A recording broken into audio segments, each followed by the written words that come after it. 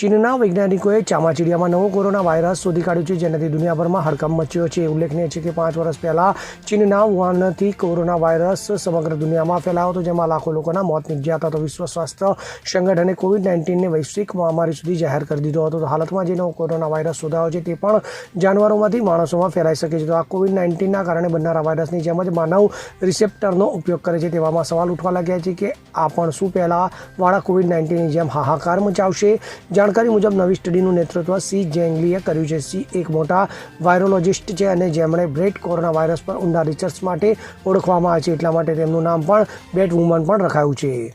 Bureau report CN24 news.